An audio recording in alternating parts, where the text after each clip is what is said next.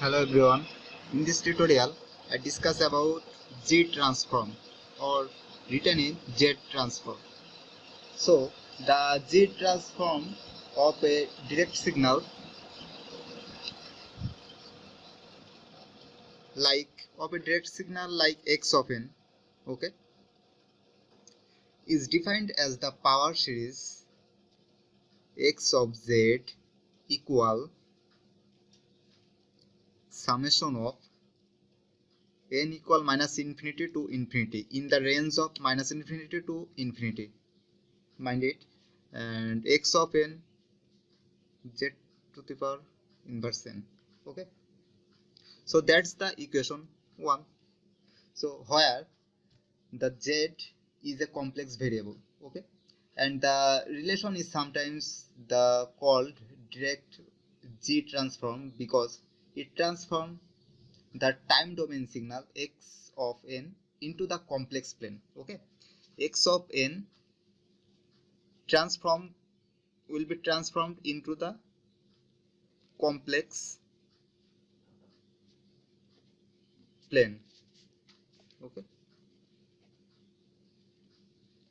so like that representation x of z, okay, the inverse procedure is called the inverse Z transform and is examined briefly in section in more details for like that x of z equal z of x of n.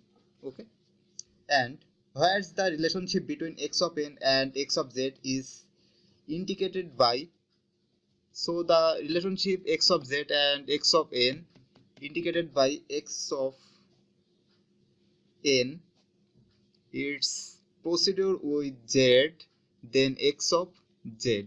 Okay, x of z and x of n, that's the procedure or coefficient. Okay, since the Z transform is an infinite power series, it exists only for those values of z, okay, for which the series converges. The region of convergence of x of z is the set of all values. Okay, x of z is the set of all values for which x of z attains the infinite or finite values. Thus, anytime we cite or anytime a z transform, we should also indicate its ROC. Okay, it's written.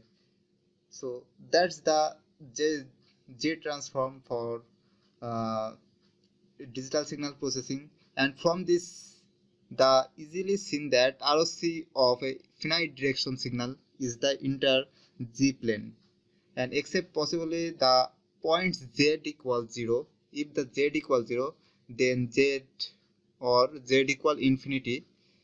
Thus the points are executed because z to the power k, where k is greater than 0 always.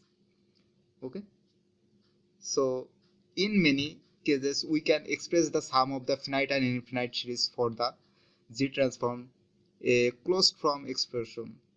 In such cases, the Z transform offers compact alternative representation of the signal. So thank you everyone and see you in next tutorial.